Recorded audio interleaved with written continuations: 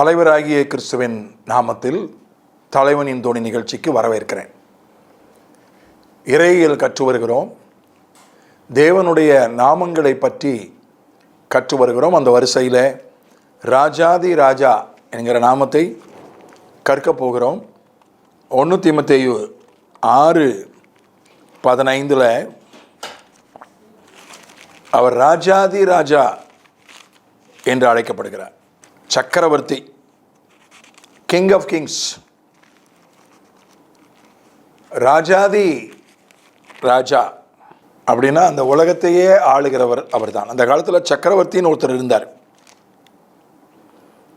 1 தீமோத்தேயு 6:15 அந்த பிரசன்னமாகுதலை தேவன் தம்முடைய காலங்களில் வெளிப்படுத்துவார்.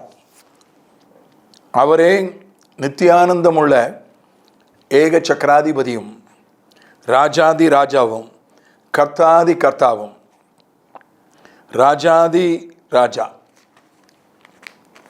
அந்த காலத்தில் பார்த்தீங்கன்னா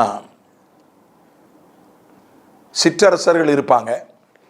அவர்களுக்கு மேலே ஒரு ஒரு பேரரசர் இருப்பார். எம்பரர், சக்கரவர்த்தி ஒருவர் இருப்பார். கீழே சிற்றரசர்கள் இருப்பார்கள், ஜமீன்தார்கள் இருப்பார்கள், சுல்தான்கள் இருப்பார்கள். இப்போ நம்ம நாட்டில் சோழ பேரரசு, சேர பேரரசு, பாண்டிய பேரரசு எல்லாம் இருந்திருக்கு. கீழே எவ்வளோ சிற்றரசர்கள், ஜமீன்தார்கள் இருந்திருக்கிறாங்க. முகலாய பேரரசு, அசோகர் இந்தியாவினுடைய பெரும்பகுதியை ஒரு கட்டத்தில் ஆண்டிருக்கிறாரு. அந்த மாதிரி பேரரசர் என்று இந்தியாவின் பெரும்பகுதி ஆண்டவர்களையே பேரரசர் என்று அழைத்திருக்கிறார்கள். சக்கரவர்த்தி, மன்னாதி மன்னன், ராஜாதி ராஜான்னு அழைச்சிருக்காங்க. உலகத்தின் பெரும்பகுதி ஆண்ட ரோம பேரரசு, கிரேக்க பேரரசு, அவர்களெல்லாம் ராஜாதி ராஜான்னு அழைக்கப்பட்டிருக்காங்க. எல்லாத்துக்கும் மேலே ஒரு ராஜா, பூமியின் ராஜாக்களுக்கு அதிபதி. ஆண்டவரை குறித்து சொல்லப்பட்டிருக்கு பைபிளில். பூமியின் ராஜாக்களுக்கு, பிரதமர்களுக்கெல்லாம் பிரதமர், ஜனாதிபதிகளுக்கெல்லாம் ஜனாதிபதி. இன்றைய பாஷையில் சொல்வதாக இருந்தால் பிரதமர்களுக்கெல்லாம் பிரதமர், ஜனாதிபதிகளுக்கெல்லாம் ஜனாதிபதி, முதலமைச்சர்களுக்கெல்லாம் முதலமைச்சர், கவர்னர்களுக்கெல்லாம் கவர்னர், அதிகாரிகளுக்கெல்லாம் அதிகாரி, நீதிபதிகளுக்கெல்லாம் நீதிபதி, தலைவர்களுக்கெல்லாம் தலைவர். அவர் தான் நம்முடைய ஆண்டவர். அதான் ஒரு தேவனுடைய தன்மை. அவர் பூலோகத்தின் ராஜா. பிசாசை குறித்து சொல்லும்போது இப்பிரபஞ்சத்தின் தேவன், அந்தகார லோக அதிபதி, உலகத்தின் அதிபதி என்று பிசாசு அழைக்கப்படுகிறான். உலகத்தின் அதிபதி, ரூலர் ஆஃப் திஸ் வேர்ல்டு.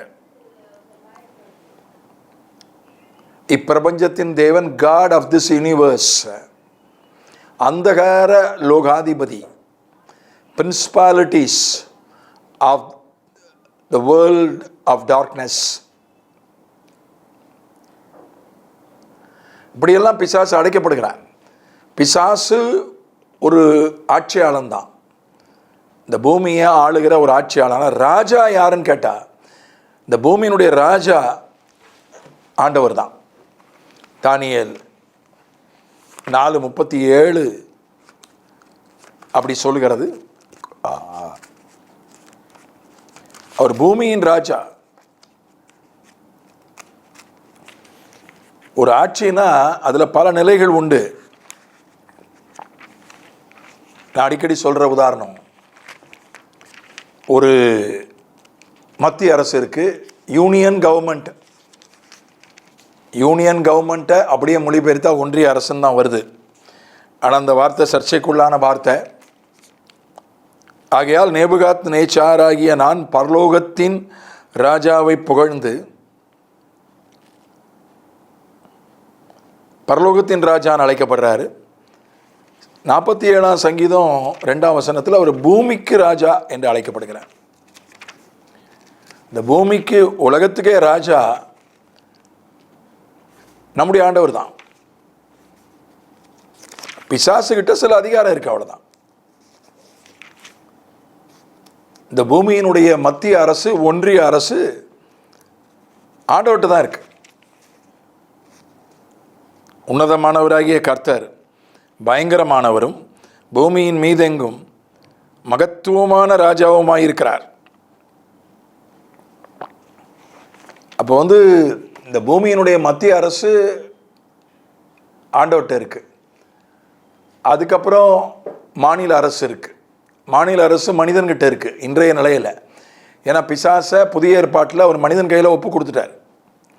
அதனால் மாநில அரசு மனிதன் கையில் இருக்கு. அப்புறம் உள்ளாட்சி இருக்குல்ல, பஞ்சாயத்து, நகராட்சி, அந்த மாதிரி அரசெல்லாம் பிசாசுக்கிட்ட இருக்கு. இப்போ பிசாசு 3வது நிலையில் தான் இருக்கான். முதல் ஆட்சியாளர் யார் என்று கேட்டால் தேவன் தான், ஆண்டவர் தான். அவர் தான் பூமிக்கு ராஜா.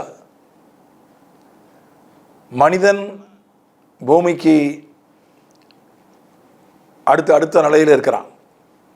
ராஜாக்களாக மாற்றினார்னு போட்டிருக்கல, உடைய ரத்தத்தினால கழுவி ராஜாக்களாக்கினார். அது ஒரு ஆளுகை தானே. அது என்ன ஆளுகைன்னா, பிசாச சத்துருவின் சகல வல்லமையும் மேற்கொள்ளுகிற அதிகாரம். அப்போ பிசாசே ஜெயிச்சிட்டா, பிசாசே தோக்கடிச்சிட்டா, பிசாசுக்கு மேலே தானே. அதான் ராஜா. நம்ம 2வது நிலையில் இருக்கோம். அந்த பூமியினுடைய 2வது நிலை அதிகாரம் மனிதனிடத்தில் இருக்கிறது. முதல் நிலை அதிகாரம் கர்த்தரிடத்தில் இருக்கிறது. 3வது நிலை அதிகாரம் உள்ளாட்சி, பஞ்சாயத்து, நகராட்சி, மாநகராட்சி. 3வது அடுக்கு, கீழடுக்கு தான் பிசாசுக்கிட்ட இருக்கு. அதை தான் ஆளுகை பண்ணிட்டு இருக்கிறான்.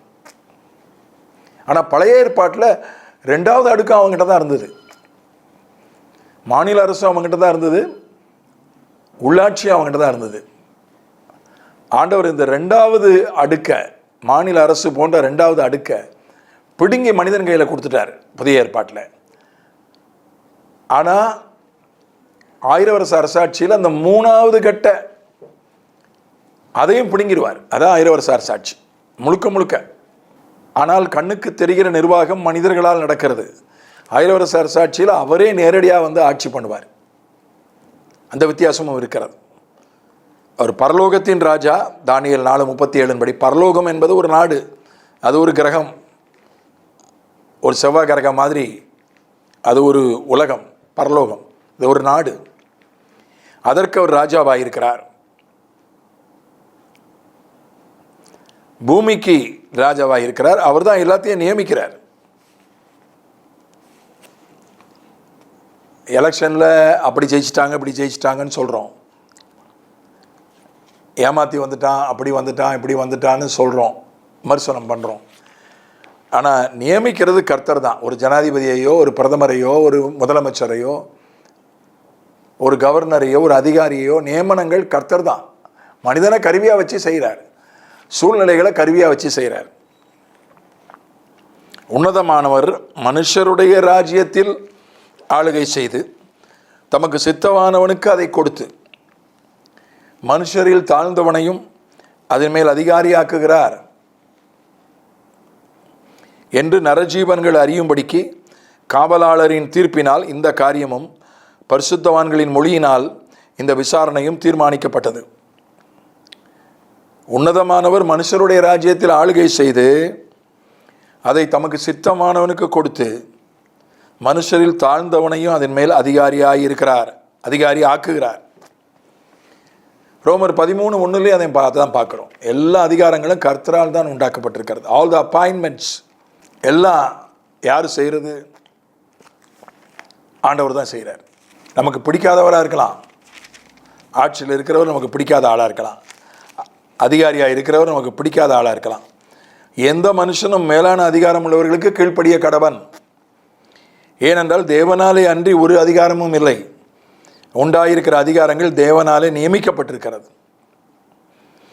உண்டாயிருக்கிற அதிகாரங்கள் தேவனாலே நியமிக்கப்பட்டிருக்கிறது. நல்லவனோ கெட்டவனோ, பொய்க்காரனோ ஏமாத்துக்காரனோ, பதவியில் ஒருத்தன் இருக்கிறான்னா கர்த்தர் தான் அவனை நியமிச்சிருக்கிறார். ஏன்னா பூரணமானவன் எவனும் இல்லை. எவன் யோகியன், 100க்கு 100 யோகியன் எவன் இருக்கான் அந்த உலகத்தில்? ஒருத்தனும் இல்லை. அப்போ இருக்கிறவனிலேயே கொஞ்சம் ஏற்றவனை தான் நியமிக்க வேண்டியிருக்கு. சில நேரங்களில் தண்டிக்கிறதுக்காக மோசமானவனை ஆண்டவர் நியமிக்கிறார். இஸ்ரவேலை தண்டிக்கிறதுக்காக நேபுகாத்நேச்சாரை நியமித்தார். சில நேரம் நன்மை செய்யறதுக்காகவும் கோரேசை ஏன் நியமித்தார் ராஜாவா? தேவாலயத்தை கட்டுறதுக்கு. அதனால் நல்ல ஆட்சியாளர்கள் கூட குறைவுள்ளவங்கள தான் இருப்பாங்க. அவங்க சிலரை நன்மை செய்யறதுக்கு நியமிக்கிறார், சிலரை தண்டிக்கிறதுக்கு நியமிக்கிறார். கர்த்தர் தான் நியமிக்கிறார். சிலமே ரொம்ப சீப்பானவனாக இருப்பான், ரொம்ப மலிவான ஒரு தரம் தாழ்ந்தவனாக இருப்பான், பதவியில் இருப்பான். கர்த்தர் தான் நியமிச்சிருக்கிறாரு. நம்மளை தண்டிக்கிறதுக்கோ என்னவோ தெரில. சிலனுக்கு ஒன்றுமே தெரியாத அந்த பதவியில் இருப்பான், ஒன்றுமே தெரியாது அவனுக்கு. ஒரு சராசரி மனுஷனுக்கு இருக்கிற பொது அறிவு கூட இருக்காது, ஆனால் பதவியில் இருப்பான். கர்த்தர் அவனை நியமிச்சிருக்கிறாரு தண்டிக்கிறதுக்கு தான். அதனால் அவர் அதிகாரத்தில் இருக்கிறவங்களாம் அவரால் நியமிக்கப்பட்டவர்கள். அவர் தேவைப்படும் போது அவனை அவனை பதவி நீக்கம் பண்ணுறாரு, தேவைப்படும் போது பதவியில் நியமிக்கிறாரு. அவர் பூமியின் ராஜா. அதுக்கப்புறம் அவர் மகாராஜா. 48ஆம் சங்கீதத்தில் படிக்கிறோம், 2ஆம் வசனத்தில் அவர் மகாராஜா. அதனால் வடதிசையில் உள்ள சீயோன் பர்வதம் வடிப்பமான ஸ்தானமும் சர்வபூமியின் மகிழ்ச்சியுமாய் இருக்கிறது, அதுவே மகாராஜாவின் நகரம்.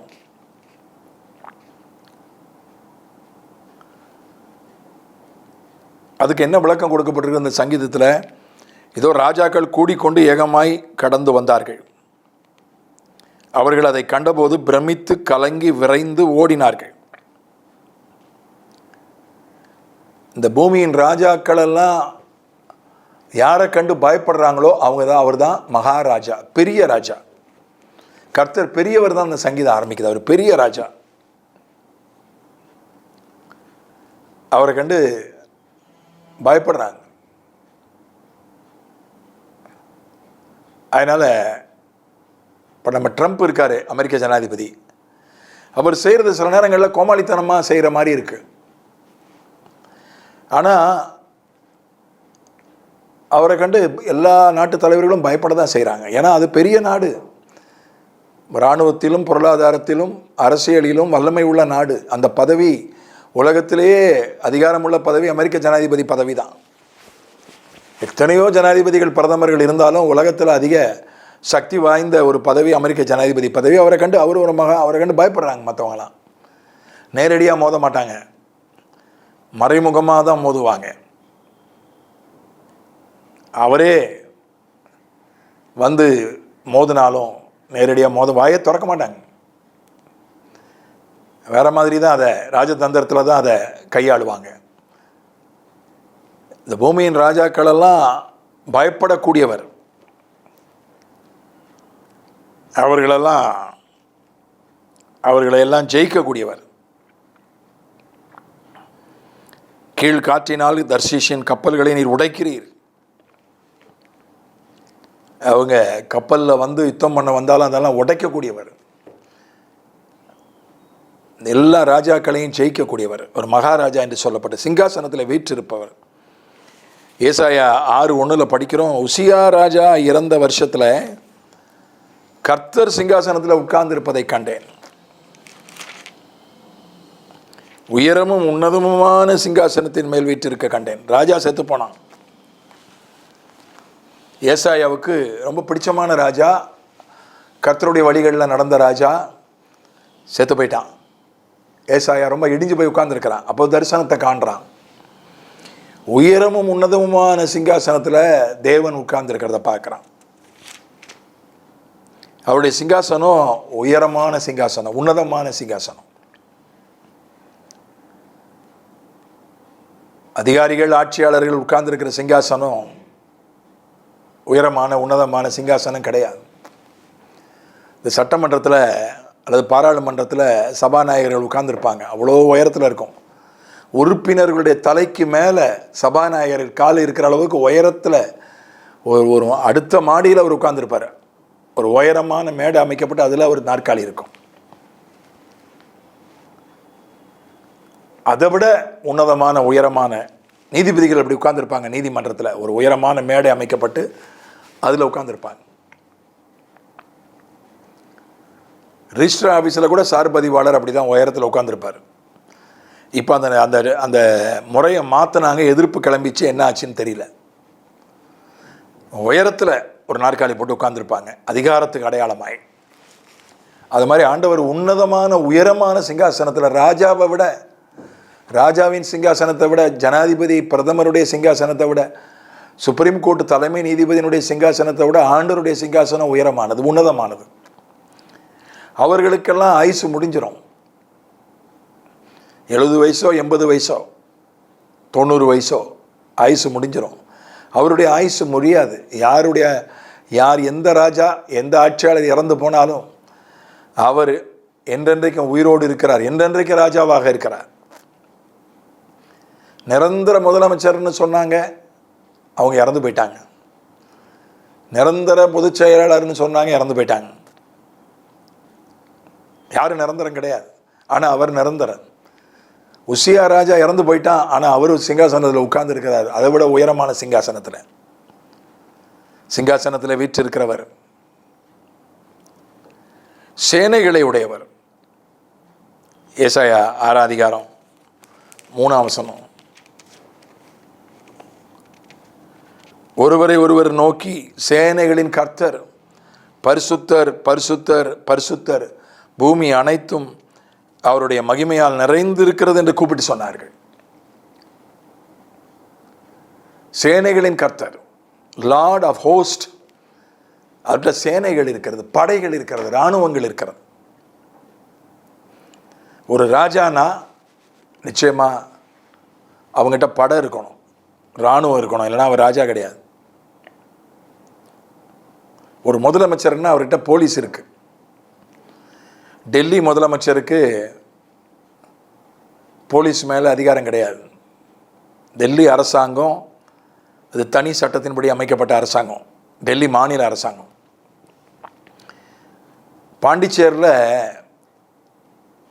பாண்டிச்சேரியில் காவல்துறை மேலே முதலமைச்சருக்கு அதிகாரம் கிடையாது. லெப்டினன்ட் கவர்னருக்கு தான் அதிகாரம் உண்டு போலீஸ் பொறுத்தவரை. ஏன்னா யூனியன் பிரதேசம் சட்டம் அப்படி இருக்கு. டெல்லியில் டெல்லி மாநில முதல்வருக்கோ லெப்டினன்ட் கவர்னருக்கோ துணைநிலை ஆளுநருக்கோ போலீஸ் மேலே அதிகாரம் கிடையாது, மத்திய அரசுக்கு தான் அதிகாரம். அதனால தான் அவங்களுக்கு அதிகாரம் கம்மி. ஆனால் நம்முடைய மாநிலத்தில் முதல்வர் கையில் போலீஸ் இருக்கு. இதுக்கு முன்னால் இருந்த ஒரு முதல்வர் என்ன பண்ணார், மத்திய அமைச்சரையே கைது பண்ணிட்டார். 2 மத்திய அமைச்சரை கைது பண்ணிட்டார் போலீஸை வச்சு. அமலாக்கத்துறைக்கு அதிகாரியே கைது பண்ணிட்டாங்க போலீஸை வச்சு. போலீஸ் படை கையில் இருக்குது, முதலமைச்சர் கையில். பிரதமர் கையில் இராணுவம் இருக்கிறது. ஒரு படை இருக்கணும். ஒரு அதிகாரி என்றால், ஒரு அதிகாரம் என்றால் கையில் படை இருந்தால் தான் அது ஒரு உயர்ந்த அதிகாரம். ஒரு சேனைகளின் கர்த்தர், அவர் ராஜா, சேனைகளை உடையவர். அது அதிகாரத்திற்கு தேவ தூதர்களுடைய சேனை. 2 விதமான சேனை அவரிடத்தில் இருக்கிறது. ஒன்று தேவ தூதர்களின் சேனை. தேவ தூதர்களை யாக்கோபு சந்தித்த போது மக்னாயிம்னு பேரிட்டான் அந்த இடத்துக்கு. மக்னாயிம்னா 2 இரட்டை சேனைன்னு அர்த்தம். ஒரு சேனையை தானே பார்த்தான், தூதர்களுடைய சேனையை தான் பார்த்தான். எதுக்கு இரட்டை சேனைன்னு பேர் வச்சான்? நாமும் தேவனுடைய சேனை தான். நல்ல போர்ச்சேவனாய் தீங்கு அனுபவி. அந்த உலர்ந்த எலும்புகளின் பள்ளத்தாக்கில் அவர்கள் ஒரு சேனையாக எழுந்து நின்றார்கள். உயிர் பெற்று கடைசியில் சேனையாக எழுந்து நின்றார்கள். தேவனுடைய பிள்ளைகளும் அவருடைய சேனையில் இருக்கிறோம். தூதர்கள் ஒரு சேனை, நாம் ஒரு சேனை. இந்த 2 சேனைகளுக்கும் அவர் கர்த்தர் ராஜாவாக இருக்கிறார்.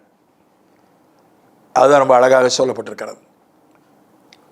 பிதாவே, இயேசுவின் நாமத்தில் நீர் ராஜாதி ராஜாவாக இருக்கிறீர். பிரதமர்களுக்கெல்லாம் பிரதமராக இருக்கிறீர், ஜனாதிபதிகளுக்கெல்லாம் ஜனாதிபதியாக இருக்கிறீர், முதல்வர்களுக்கெல்லாம் முதல்வராக இருக்கிறீர், நீதிபதிகளுக்கெல்லாம் நீதிபதியாக இருக்கிறீர், போலீஸுக்கெல்லாம் போலீஸாக இருக்கிறீர்.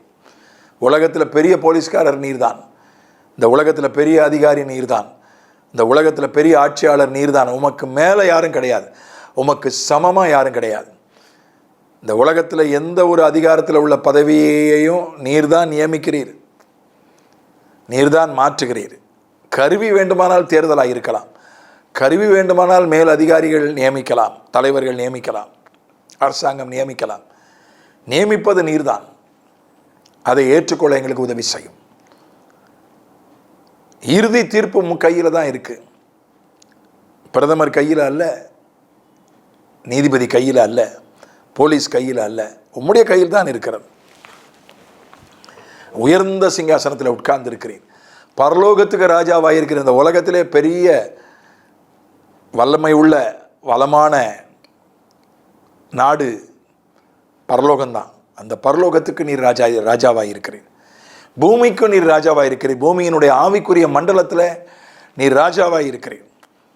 பிரதமரை முதற்கொண்டு, ஜனாதிபதி முதற்கொண்டு, கீழே இருக்கிற சாதாரண கிராம நிர்வாக அதிகாரி வரைக்கும் நீர்தான் நியமிக்கிறீர், நீர்தான் அதிகாரங்களை நியமிக்கிறீர். ஆகவே நாங்கள் ஏற்றுக்கொள்ள கீழ்ப்படிய எங்களுக்கு உதவி செய்யும். ஆண்டவரே, எங்களை உம்முடைய இரத்தத்தால் கழுவி ராஜாக்களாய் நீர் மாற்றினதற்காய் ஸ்தோத்திரம். பிசாசை ஜெயிப்பதற்கு, அவனை காலின் கீழே போட்டு மிதித்து அவனை ஆளுகை செய்வதற்கு எங்களுக்கு அதிகாரம் கொடுத்து எங்களை ராஜாவாய் மாற்றினதற்காய் ஸ்தோத்திரம். அவனை எங்களுக்கு கீழே தான் வச்சிருக்கிறீர். முதல் அடுக்கு நீர் ராஜாவாக இருக்கிறீர், ரெண்டாவது அடுக்கில் ஆவிக்குரிய மண்டலத்தில் நாங்கள் ராஜாவாக இருக்கிறோம், மூன்றாவது அடுக்கில் தான் பிசாசு அதிபதியா தேவனா இருக்கிறான். சத்ருவின் சகல வல்லமையை மேற்கொள்ள எங்களுக்கு அதிகாரம் கொடுத்திருக்கிறீர், ஸ்தோத்திரம். மனித ஆளுகையில் நீர் குறுக்கிடுகிறீர், நியமனங்களை நீர்தான் செய்கிறீர், மாற்றங்களை நீர்தான் செய்கிறீர். 1000 வருஷ அரசாட்சியில் மனித ஆளுகையையும் நீர் எடுத்துக்கொள்வீர், எங்களுக்கும் மனித ஆளுகையில் பங்கு கொடுப்பீர். அதற்காக ஸ்தோத்திரம். மகாராஜாவாக இருக்கிறீர். மற்ற ராஜாக்கள் எல்லாம் உம்மை கண்டு பயப்படுகிறார்கள். அவர்களையெல்லாம் ஜெயிக்கிற வல்லமை உம்மிடத்தில் இருக்கிறது. உம்மிடத்தில் சேனை இருக்கிறது. கோடி கோடியான தேவதூதர்கள் இருக்கிறார்கள். கோடிக்கடைக்கான தேவ பிள்ளைகள் உமக்காக உயிரையும் கொடுக்க, உமக்காக செயல்பட ஆயத்தமாக இருக்கிறார்கள். நீர் சேனைகளின் கர்த்தராய் இருக்கிறீர், ராஜாவாய் இருக்கிறீர். நாங்கள் உம்மை ஸ்தோத்திரிக்கிறோம் ஆண்டவரே, உம்மை துதிக்கிறோம் ராஜா. உம்முடைய சிங்காசனம் உயரமானது, உன்னதமானது. உம்முடைய ஆயுசுக்கு முடிவில்லை, உம்முடைய வருஷங்கள் முடிந்து போவதில்லை. எந்த ஆட்சியாளருடைய ஆயுசு முடிஞ்சு போகும், உம்முடைய ஆயுசு முடிஞ்சு போகாது. நீர் சதா காலமும் அரசாளுகிறீர். உம்மை துதிக்கிறோம், ஸ்தோத்திரிக்கிறோம். ஆகவே நீர் அனுமதிக்காமல், உம்முடைய அறிவில்லாமல், அனுமதி இல்லாமல் உமக்கு மிஞ்சி எதுவும் எங்கள் வாழ்க்கையில் வராது. எந்த தீர்ப்பும் வராது, எந்த அரசாங்க உத்தரவும் வராது, எந்த சட்டமும் வராது. அதுக்காக ஸ்தோத்திரிக்கிறோம். இயேசுவின் மூலம் பிதாவே, ஆமென், ஆமென்.